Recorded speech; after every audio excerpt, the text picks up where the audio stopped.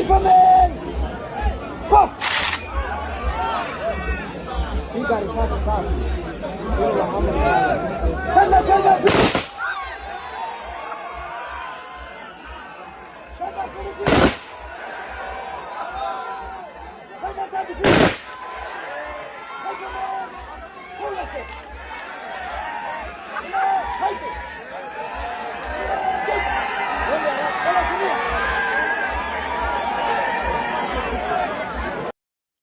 Sisobola kwebaza Parliament kimala n'ekibiina kya NUP ne famire y'omugenzi olw'enteekateeka n'ensiibula ennungi gye bawadde Helen Nakimuli.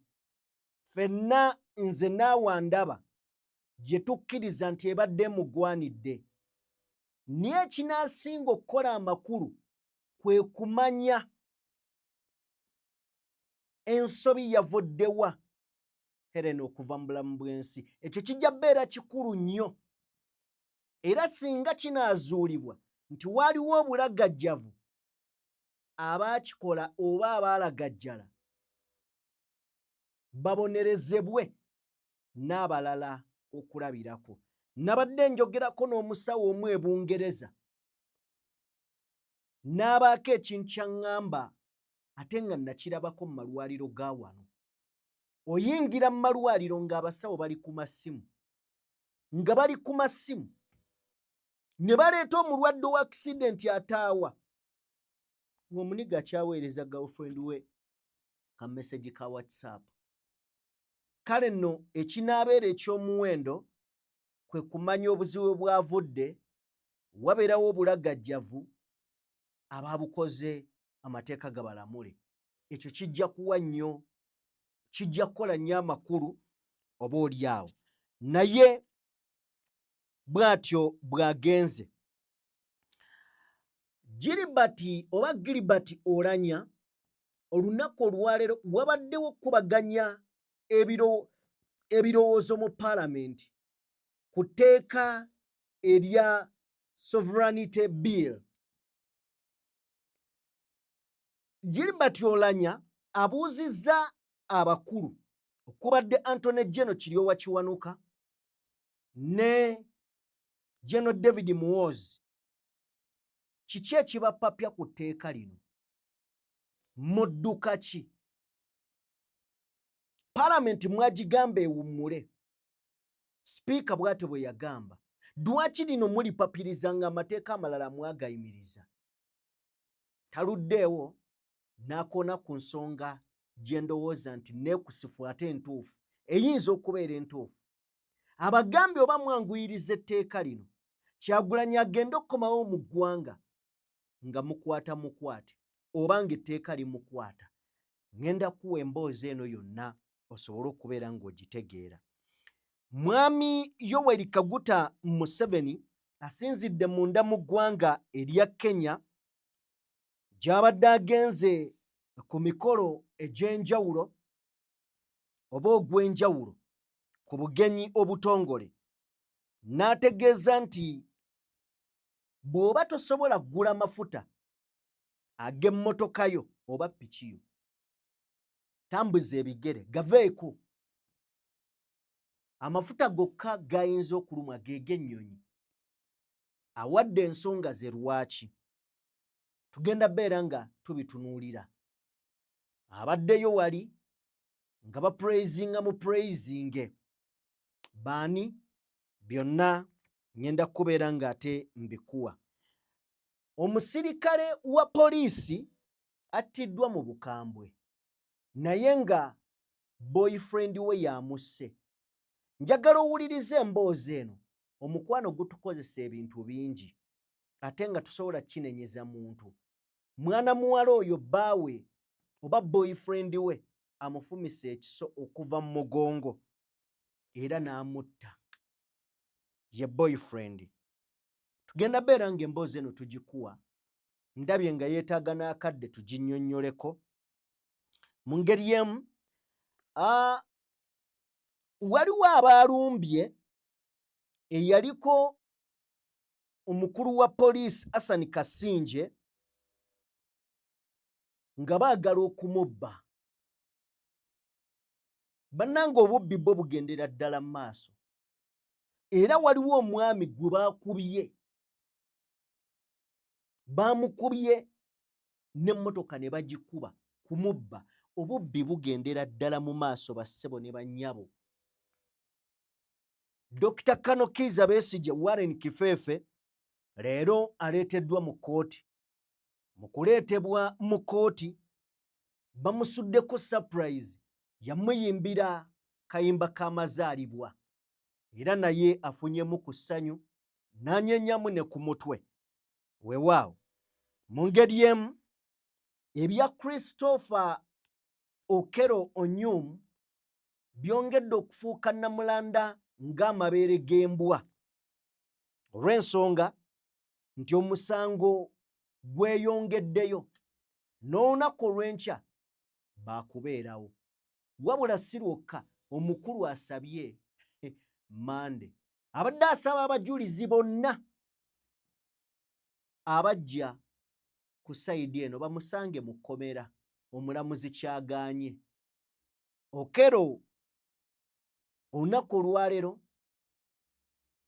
ebizuuliddwa ku bujulizi nga biraga nti alabika yakola emisango gino. Naye of course bamuwadde omukisa okwewozaako. Bino byonna tugenda beera nga tubitunuulira. Okello Onyum Christopher ayongedde okuteekawo embeera. Bino si byakuggwa kati. Kankole mbwe nti katono nnyo nzigye emboozi eno tugyongereyo.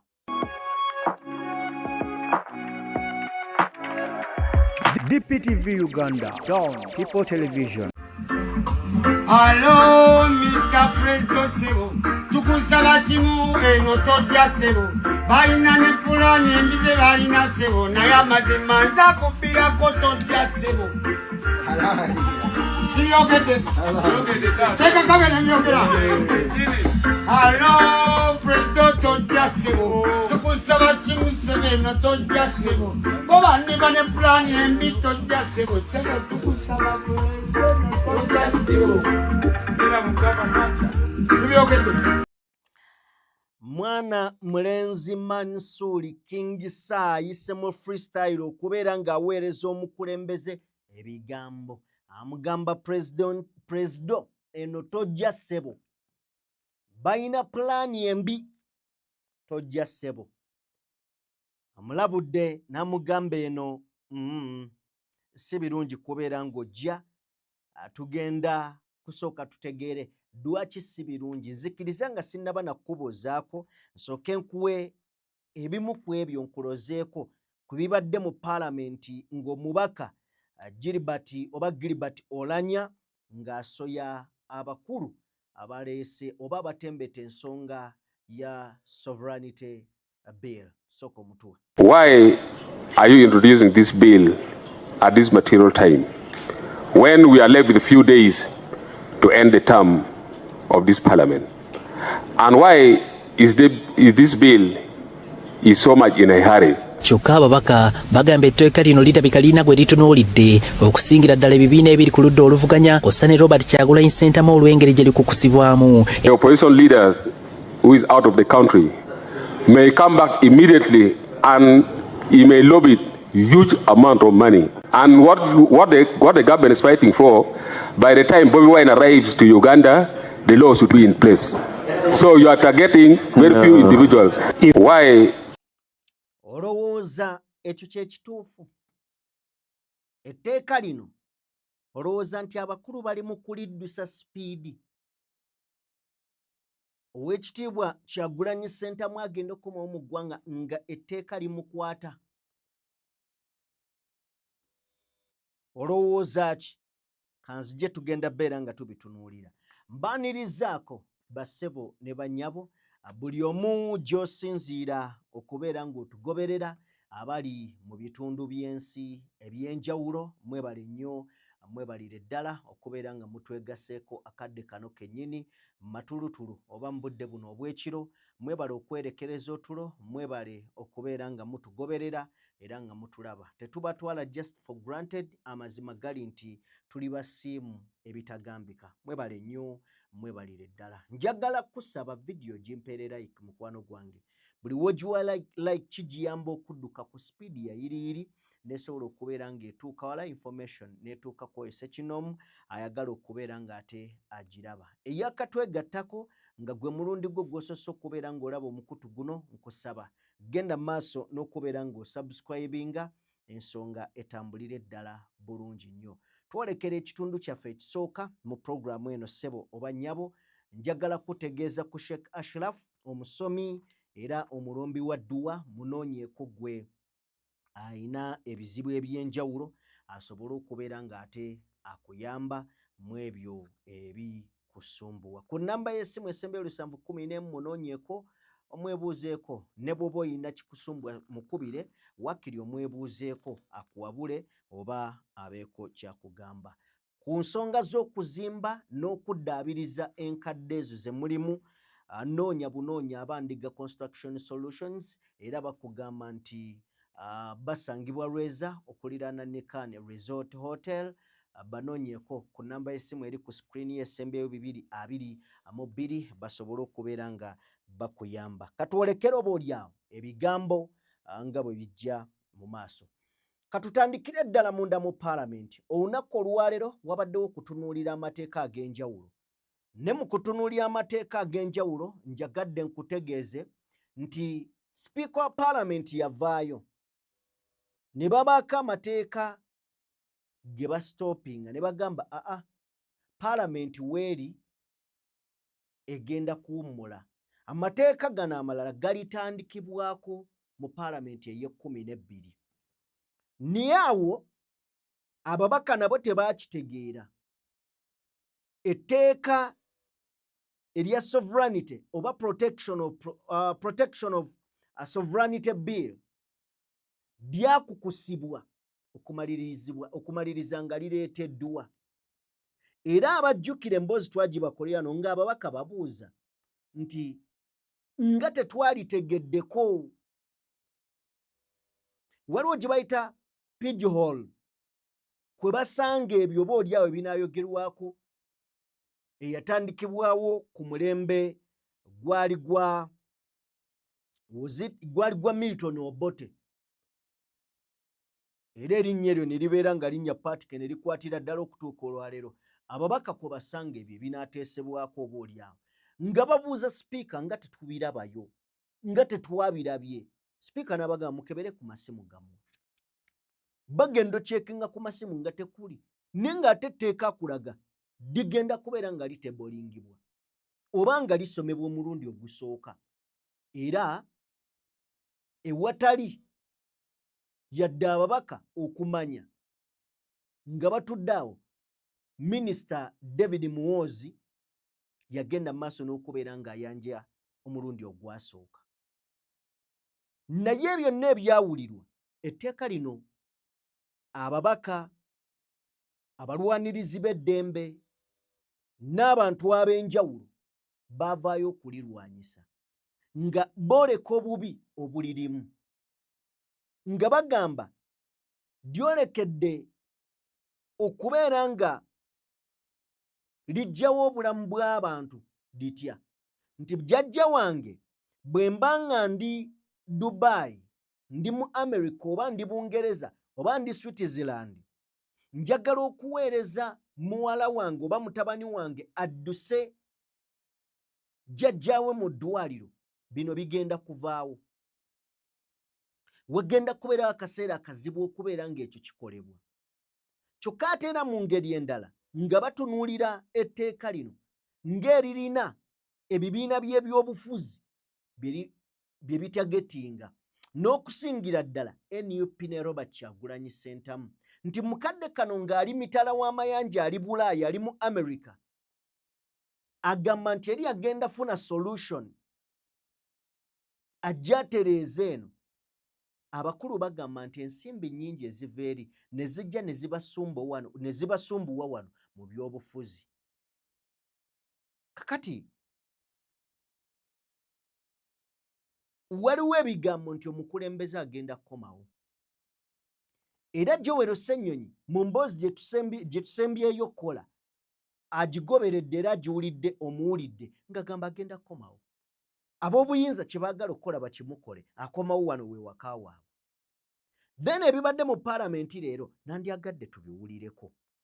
Nsaba tuwulire ku bibadde mu paalamenti olunaku olwaleero then tudde. Ababaka abatula ku kakiiko ak'enjawulo akaateekebwawo okwetegereza ebbago ly'obwetengereza li Protection of National Sovereignty Bill 2026 lwe batudde. Ebbago lino eritunulidde okunyweza obwetengereza bwa Uganda ng'akakiiko katandise na Ssaabawuliriza wa gavumenti ne Minisita omubeezi w'ebyokweninda n'ensonga z'omunda mu ggwanga General David Muhoozi. People who want to appear before the committee, we have advertised the channel through which you can appear, and we encourage you to come and bring your views. Gavumenti egamba etteeka lino litunulidde kulaba nga Uganda yeesalirawo ku biki ebirina okukolebwa na ngeri ki gye birina okukolebwamu okwewala okutambulira ku ntoli z'abagwira. The bill is further justified by the principle that Uganda's policy choices and development path and laws should be determined by Ugandans in line with our country's values and needs. This principle is increasingly important given the instances of external pressure through aid conditionalities as well as unregulated non-budgetary support financial inflows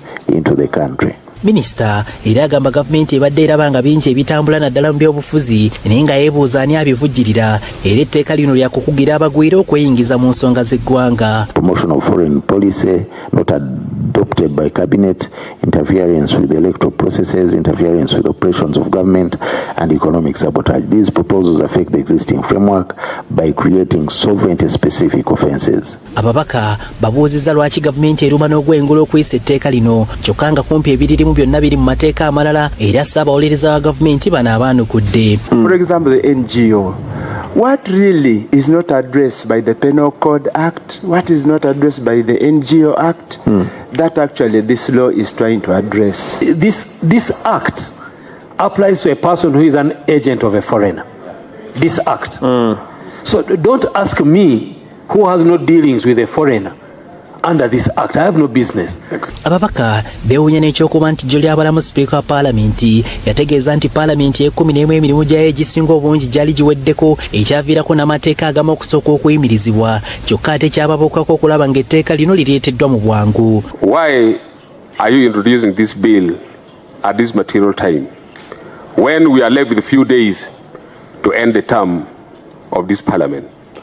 And why is this bill is so much in a hurry? Kyokka ababaka bagamba etteeka lino lirabika lirina gwe litunuulidde okusingira ddala ebibiina ebiri ku ludda oluvuganya kw'ossa ne Robert Kyagulanyi Ssentamu olw'engeri gye likukusibwamu. The opposition leaders who is out of the country may come back immediately and he may lobby huge amount of money. And what the government is fighting for, by the time Bobi Wine arrives to Uganda, the law should be in place.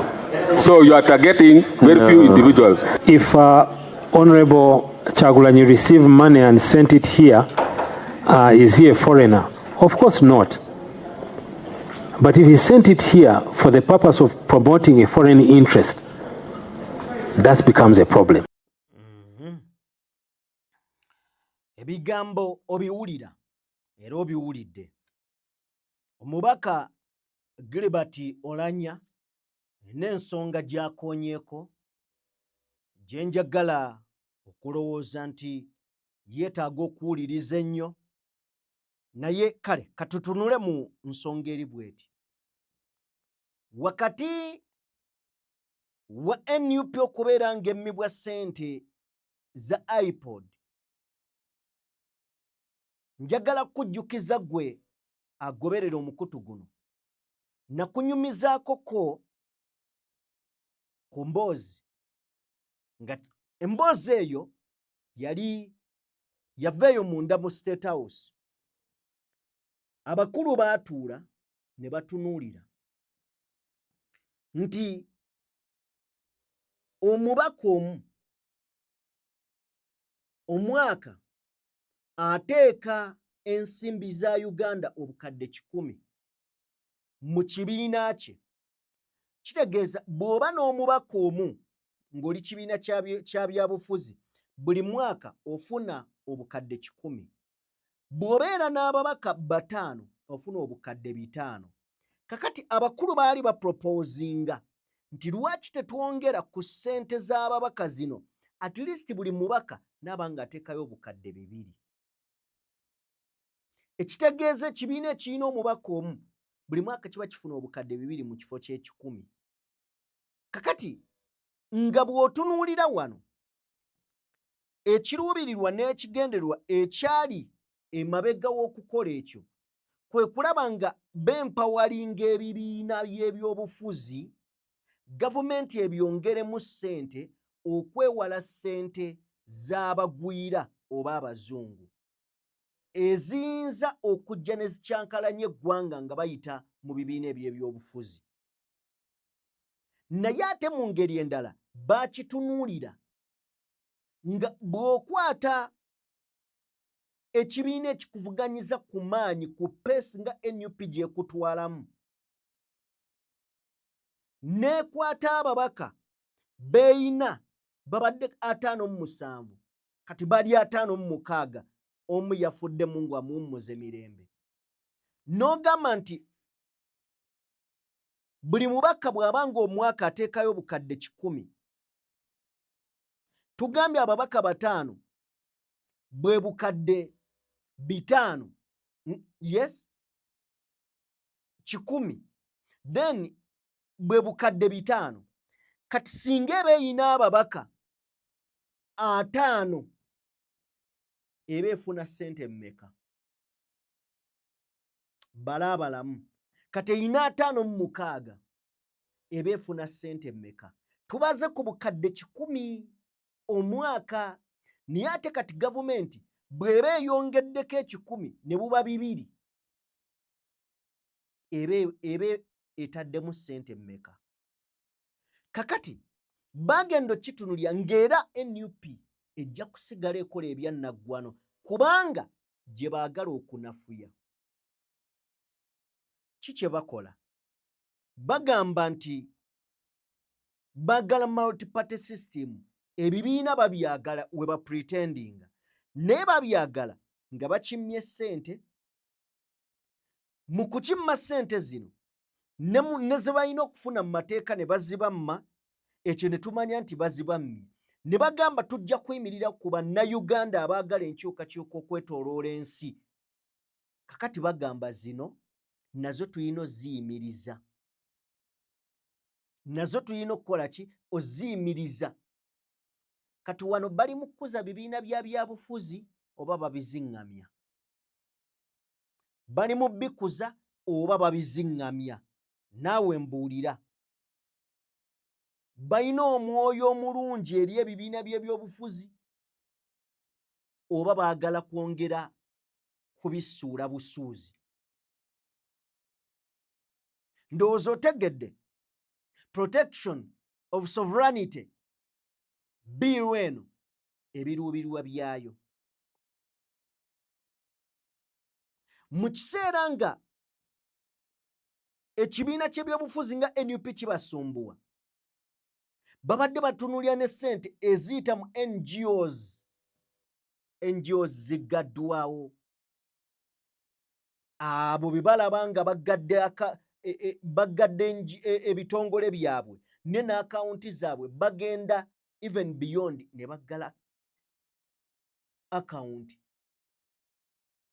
Sinakindi n'akawunti enkalu okutali ssente. Baziggala kasita bamanya nti yagundi. Era threat eri bo. So kati awo we tuli. Sovereignty bill tojja kugiwakanya. Ogamba nti banguwa okugizaawo oba banguwa okugiteekawo mu Parliament mu mateeka nga singa Kyagulanyi alinnya kuno kye tukakasa nti bamwagala. Ekyo kyo tewabeeranga yajja n'akulima nti tebamwagala. Era lisobola okubeera nga tteeka erijja nga just litagetinga muntu ogwo. Naye mu kutagetinga omuntu omu disobola okukosa bannayuganda 10,000. Ekyo tebajja kifaako. Kasa kinaaba nga kikoze ku ekyo kye baagala. Era njagala okujjukiza etteeka okuzzawo kooti maasho. Speed gye baddukirako okuzzawo kooti maasho yali ya kika kya waggulu ddala nnyo. So byebyo naye nga ye Rob ayongera okukakasa nti omukulembeze akomawo. Omukulembeze akomawo. Bakole kye baagala naye ye akomawo. Bw'oba omuyina mutuwe tweyongereyo. Honorable Chris mentioned that my leader, the Honorable Kyagulanyi Ssentamu, is free to return to the country. Of course, he's going to return home because Uganda is his home. And as he has said, regardless what people in government will do, he's coming back home. That's for sure. I know that there's uncoordinated movement of troops in the government. Because Honorable Chris will stand and say, no, there is no problem, he's innocent. And then you'll hear the head of the military who will say, I'm looking for Kyagulanyi. I've killed 22. Kyagulanyi is going to be the 23rd person that I killed. Honorable Chris. Joel Osenyonya Gambi, I know that there is uncoordinated troops. Waliwo oboolyawo obubinja oba abasirikale abateekateekeddwa. Naye kyonna kikiri gavumenti eyagala okukola akomawo. Kale nno onaawulira. Nzikiriza tuveeyo. Emboozi eno ya mwana muwala oyo ali ku screen. Mawulire si malungi. Omwana oyo musirikale era nga abadde akola ku poliisi eya Namukosi Police Station Emitiana. Namukosi Police Station. Mwana wa buwala. Abasirikale bantu nga ffe bagwa mu mukwano, baagala ate era baagalwa. Kakati omuwala oyo abadde ne boyfriend we, ne boyfriend ng'awangaalira ggulu. Bye mumanyi eby'omukwano gwewala obutakkaanya oluusi butera okubeerawo, naddala communication weebeera nga si nnungi. Oba olyawo nga munno takutegedde, osobola omunnyonnyola nti munnange kiri bwe kiti, ye ng'akitwala nti takwagala oba tomwagala, olw'okuba nti emirimu oluusi giba gikutwala, obudde bwe bubula obubeera naye, tufuna endowooza ez'enjawulo mu mitwe. N'omwami ono ndowooza kye kyamujjira. Omuwala ono Harriet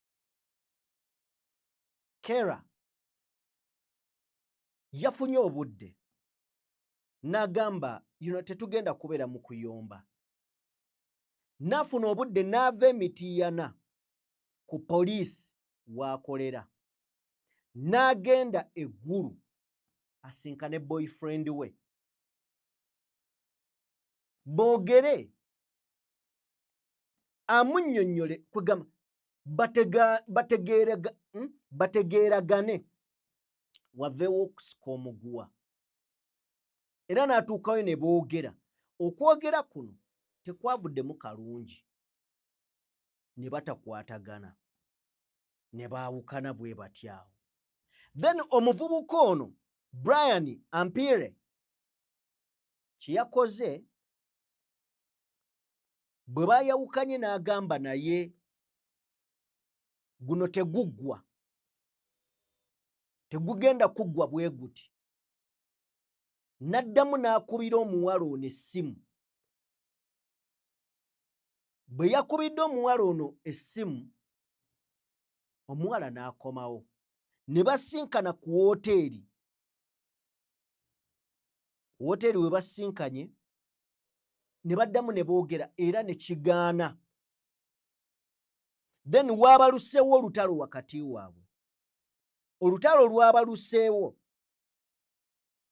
babadde ku hoteeri emanyiddwa nga Flamingo. Ojja kumpaako ku full screen tubeeko kye tutereeza wano. Olutalo lwabaluseewo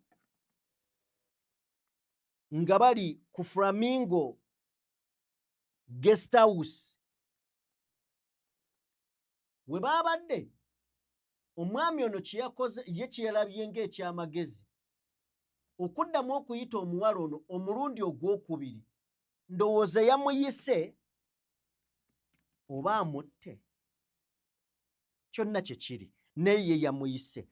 Era ekyaddiridde omuvubuka ono baayogedde ku nsonga y'akaboozi, omukwano, sex. Omuwala ekitaamusanyudde nnyo ne nakkiriza. Ayina bye yabuuzizza omulenzi, omulenzi n'avaako waya. Okumaliriza omuwala yabadde akyuse, Guy n'amufumita akambe ng'ava emabega. N'amufumita akambe ng'ava emabega, mukazi wattu n'afiirawo. So okusinziira ku baabaddewo be batuwa emboozi eno.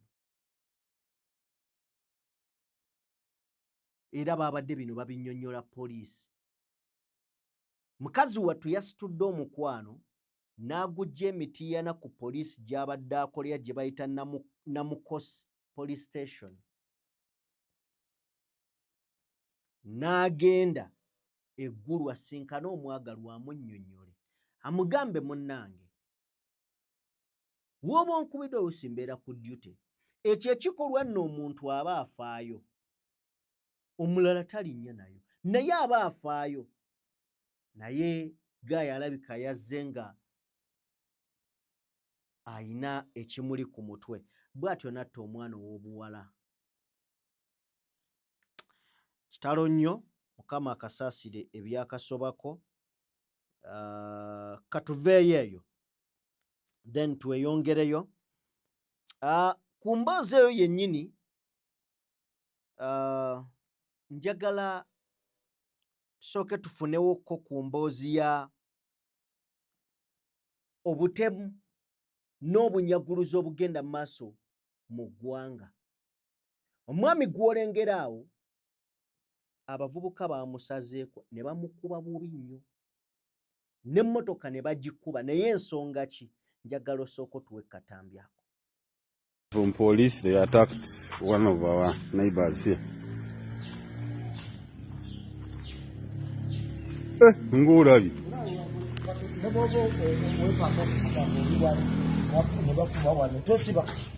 Osiba.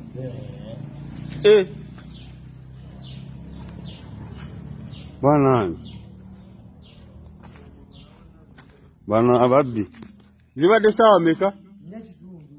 Nyakitundu wano ku stage wenyini bwasoli mu katawuni. Wano wenyini nabadde nviri. Obadde obeera? Nzijja bwe. Kati bwe bazikiise wano ne mwana mpite eri. Kati mu kuzisa nga mpite eri. Oli najja n'akuba wano. Boda zibadde meka? Boda zibadde nga 7, 6. Ezo boda zonna? Nga gurupu. Ne bakuteekinga? Zibbye n'omulala zimubbidde wali wuyo omuvubuka waabwe. Ne bamutwalako amasimu gonna. Kati bakubye okufeesi? Bankubye wano olaba. Banange. Ijeyo. Masoli. So kati ebyo bye bigenda mu maaso mu ggwanga.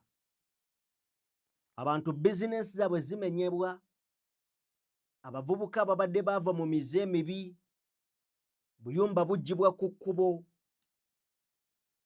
Asangiddwa yali yabivaako ekiddako kukola bintu bifaanana bwe biti. Naye si yekka, waliwo former AIGP retired Hassan Kasinje agamba nti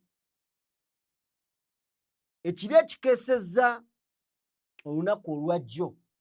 Nabadde nva ku TV show kwembeera bwe yabadde atuuka Entinda ku Kisaasi Road, abavubuka basatu bamusazeeko era bwe batyo ne baagala okubeera nga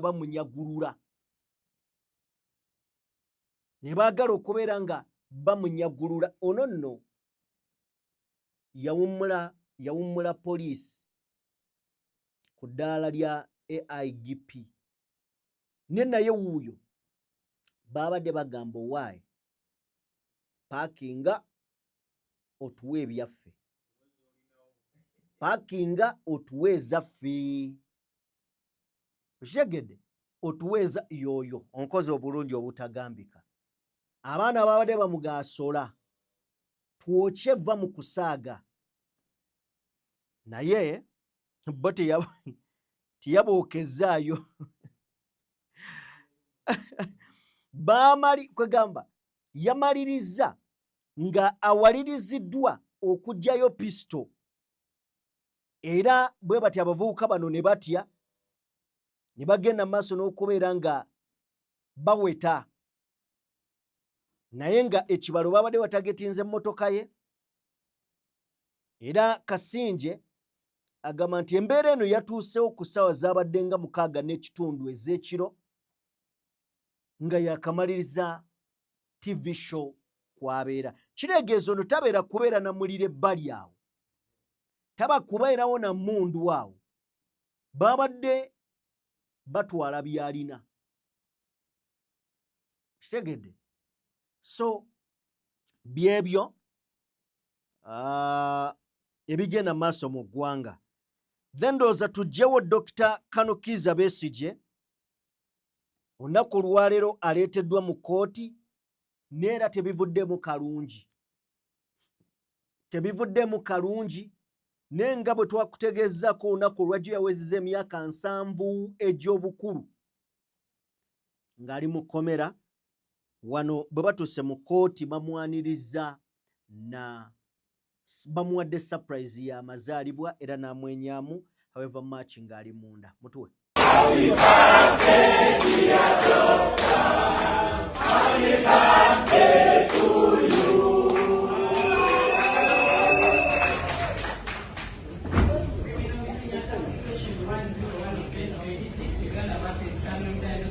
Ye retired Kano Warren Kiza Kifefe Besigye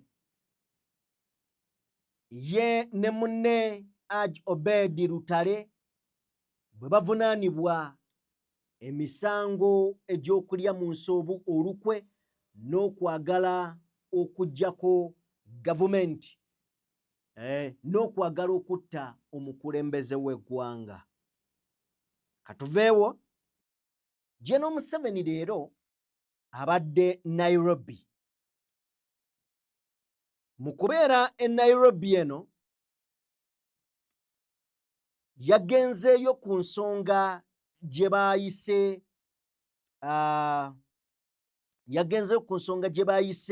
oba gye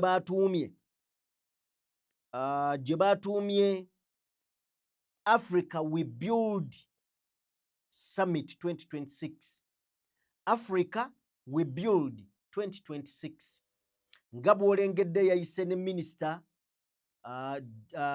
Katumba Wamala n'ayita ne Vice President Jessica Alupo. Mwami Museveni bw'atyo bwe yatuuse mu ggwanga erya Kenya. Gambye nti yabadde agenzeeyo ku kye baatuumye oba gye bayita Africa We Build Summit 2026. Era Mwami Museveni eno gy'asinzidde wakati nga bamupraisinga bupraisinzi. Ndabyeko ku speech y'omugagga Dangote ndowooza ye mugagga asinga ssente mu Africa bwe mba nga seerabidde. Bw'aba si yasinga alinga mu kyakubiri nga praisinga General Museveni kwegamba omukulu Dangote praises Museveni's mineral export ban. Kagamba bamulabidde ddala nga wansonga. Then ndabyeko ne William Ruto ng'era apraisinga General Museveni olwa approach ye ku mafuta. So eyo tuveeyo. General Museveni ayogedde ku mafuta. Kano kakutte nnyo abantu omubabiro. Agambye amafuta bw'oba togasobola. Amafuta kati ga bbeeyi galinnya olw'embeera y'olutalo n'ebigenda mu maaso. Agambye bw'oba togasobola, teweekooya. Gaveeko wummuze emmotoka yo. Yo otambula olagawa. Otambula olagawa. Soko tuwe statement y'omukulu. To the pipeline. I would not have bothered His Excellency Ruto so much for fuel, especially people who are driving on the road. If the fuel is expensive, don't travel, stay at home. Where are you going? I'm not really worried about you. What I was worried about was jet fuel. Because jet fuel is not only just for travel, it is for tourism. If the cost of the jet fuel is very expensive, the tourists will not come. It is for export, because the aircraft also export. So that's why I had to disturb with Excellency Ruto that the governments need to keep a voice in the pipeline. The governments of Kenya, government of Uganda must keep a voice in the pipeline, mainly because for the jet fuel. People are going for nightclubs, I don't care so much about them.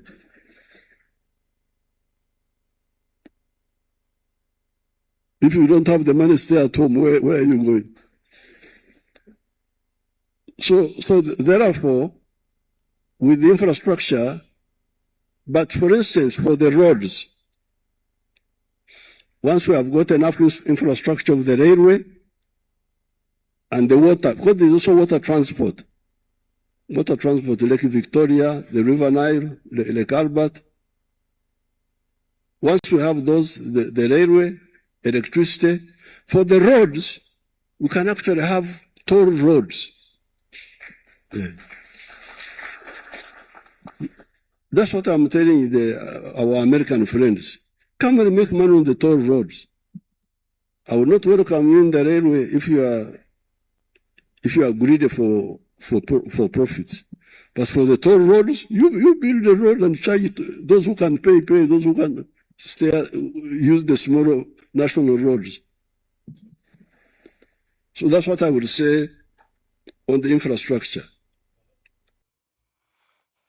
Okay, General Yoweri Kaguta Museveni bw'atyo bw'agambye. Waliwo enjogera ekudaala. Bw'oba tosobola amafuta gaveeko tambuza ebigere. Ugaagaza ki? Yali ani yagamba abantu nti omugaati we guba guganye mulye keeki? Omugaati we guba guganye mulye keeki kuba kudaala. Naye eyo tuveeyo. Atuuse n'ogamba, in fact alina wagambide nti ayogedde ku infrastructure n'agamba nti mikwano gye Abamerika bwe baba nga ddala baagala kubeera nga bajja wano, tajja bawa lutindo dwaganye, naye bwe kuba kukola luguudo bajje balukole olwa ndooza Fort Portal. Agambye Fort Portal balukole, bwe bamala oddukola abaagala okusasula bajja dduyitaka, abataagala bakozesa obukubo obulala. So Yoweri Museveni, of course, nkugambye nti ali oyo ye mugagga Dangote. Ofunyeko ku speech ye katono.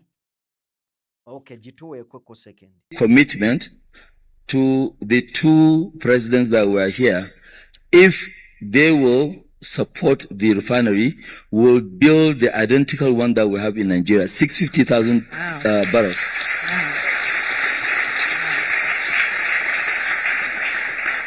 So the discussions are still early, though, but the three of you, it seems like you're trying to make this work. It will work.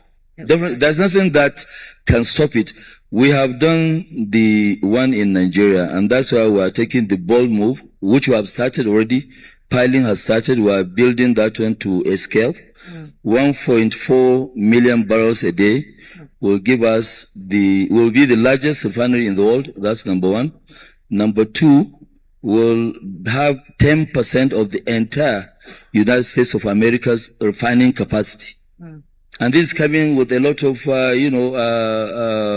petrochemicals. And if you look at it today in Nigeria, if not because we have polypropylene, all the businesses would have collapsed because cement is packed in polypropylene, flour, rice, grains, everything. So nothing. And the cost now has shot up between just 45 days from $900 a ton to $3,000. There's no way you can afford it. So kale ye mugagga Dangote banyumyamu ku bya business ayagala ojja genda ogiraba ennamba njagadde kuba nga nkusigira ekifaananyi kale ye mwami Museveni yatuuse n'alyoka abagamba bw'ati ku nsonga z'okuyimirira agambye mwebale nnyo okunzikiriza okwogera nga ntudde push-up ze nakubye za katono zinkutula omugongo mutuweeko. I'm glad you have allowed me to speak when I am seated here, because in doing my push-ups, I strained my back, and I really want to talk to you comfortably, not in a hurry.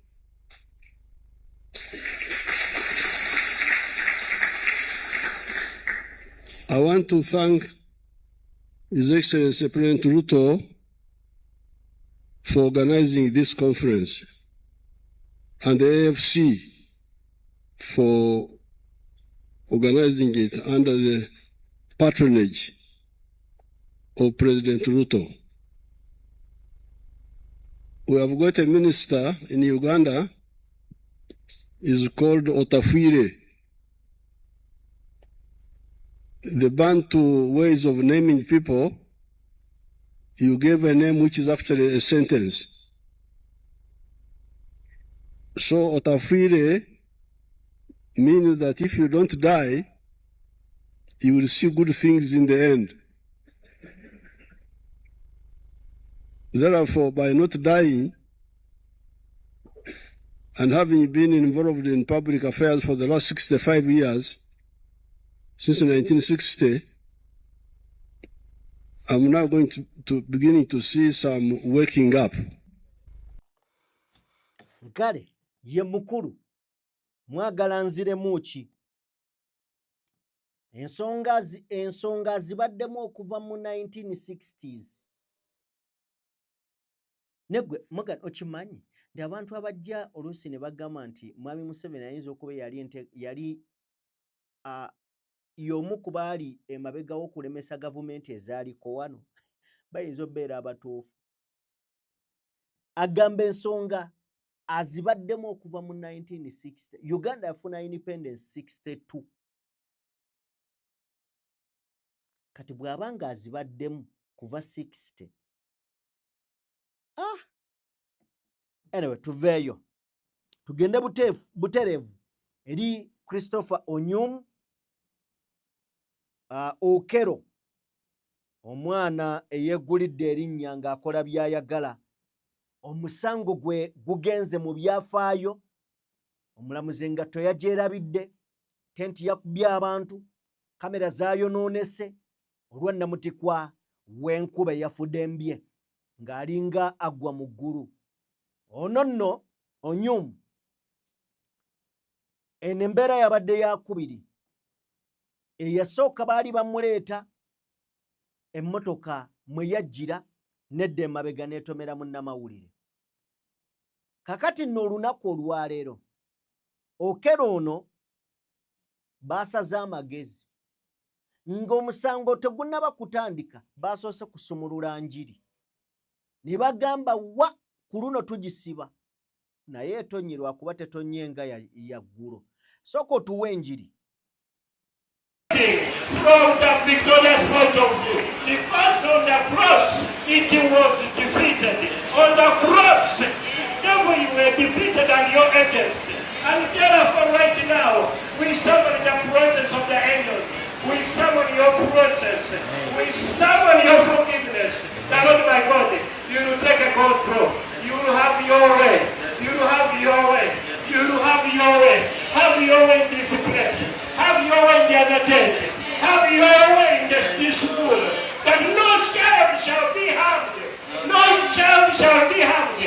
This kind of thing shall never happen again. This kind of thing shall never happen again. This kind of thing shall never happen again. In the name of Jesus. In the name of Jesus. And therefore we lose your blood. We lose your presence upon each and every children in this school and every others. Because the nation Uganda depends on you, depends on these children. They are going to bring the gospel to all the end of the earth. That on this day, some person came to Uganda, some person came to Bunga, some person came to Makinde, some person... Enkuba etonnye naye etonnye nsaamusaamu. Kale nno omusango gugenze mu maaso. Oba oliawo kino kye balina okukola mu kusooka. Naye ng'abajulizi 17 be balumiriza Christopher Okello okutemula abaana 4 ku ssomero lya Gaba Early Childhood Development Center. Era ng'oludda oluwaabi olunaku olwayo lumaliriza okuwaayo obujulizi bwabwe eri kkooti. Omulamuzi ali mu mitambo gy'omusango guno, omulamuzi Alice Komuhangi, alagidde kkooti neewummulamuko eddakiika zibadde 30. Okello ayogeremu ne bannamateeka be ku kyekiddako. Bino byonna nga bigenda maaso, kkooti bw'evuddeyo, Okello Christopher Onyum asabye omulamuzi n'amugamba, Oweekitiibwa omulamuzi, nsaba ku ssimu zange. Era essimu kozo zaaki nti njagala kuyita bajulizi. Mwe muli abajulizi bange. Christopher agaanye okukkiriza. Era ne bamuwa essimu n'aggyamu ennamba 4. Ennamba 4 agambye agenda kwewozaako, teyakola musango. Agenda kwewozaako, ayina n'abajulizi abakakasa ye bagamba nti bajja gamba teyakola musango guno. Era Christopher Onyum akkiriza okwewozaako ku misango 4 egy'okutemula abaana ku Gaba Early Childhood Development Center, wabula ono asabye omulamuzi Alice Kyomuhangi akkirize oludda oluwaabi lumuddize essimu ze 2 ezamugibwako nga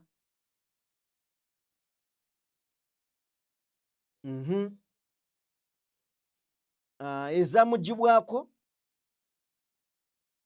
ayagala kufuna bajulizi be. Okello agambe essimu ayagala kuzikozesa kukubira bajulizi be, era omulamuzi kino n'akikkiriza. Akikkiriza bulungi. Okello n'aggyamu ennamba ze ez'amasimu, kkooti neewummulamu, wabula nga tennawummula, babadde omulamuzi awadde Okello ensonga ziringa 3. Esooka bawadde Okello ono ekisooka asobola okukkiriza oba asobola okusirika obusirisi oba n'aleeta abajulizi. Okello abagambye mbalina ekitegeeza nti omusango tukyagwongerayo oba gukyeyongerayo n'olunaku olw'enkya weebali. Okello akalubidde mu musango. Mbumpimpi statement Okello gy'akoze alinga agamba nti bino tabikkiriza. bino takola ki? Tabikkiriza ebikoleddwa oba ebisaliddwa. In fact si ebisaliddwa kuba tebannaba kusala musango, naye omulamuzi agamba okusinziira ku bujulizi obuliwo bulaga nti Onyumu Christopher yandibeera nga ye yakola ekikolwa ekyatuukawo ku ssomero lino erya Gaba Childhood Center. So kati ogwokera Onyumu gwo guli awo n'enkya gukomawo, wabula ate ayongeddemu ekirungo. Kirungo ki? Agambye nti abajulizi bajja kusobola kujja ku Monday, ekitegeeza nti enkya ne bwe banajja bajja kwogera ku birala so si byabajulizi. Abajulizi ayina bakubira bajje, ate tebajja kusobola kubaawo nkya, bajja kubaawo ku Monday. Ekitegeeza nti omulamuzi abadde alina okwadijaaninga kooti till tomorrow. Tulinde ebinaabaawo olunaku olw'enkya. Bino si byakuggwa kati, kubanga buli muntu abadde aga ku bujulizi obuteekeddwawo. Okera ayinza kwegaana ki? Agambye agenda kwewozaako. Kakati kye tulinze kimu, Okera agenda kwewozaako atya? Ekyo kye tulinze mukadde kano. Zikiriza nze nkome wano, nkwebaze yonna gy'otulabidde, twebale nnyo, weebalire ddala. Ky'okoze kya muwendo era tojjanga okwo. Katonda omulungi ow'ekisa nkusaba kumpeera by'osinga okubeera ng'oyagala. Yenze Sajjime mbadde ne Mogani, yali ku lenzi, yali ne ku mapeesa. Njagala baagaliza ekiro ekirungi, mbagambe nti musule bulungi era kozi bwe mbagamba musule bulungi waliwo ate abazuukuse. Nedda, njagala obbaagaliza akaseera akalungi. Katonda omulungi ow'ekisa abatukumire. Mbeere bulungi. Mweraba.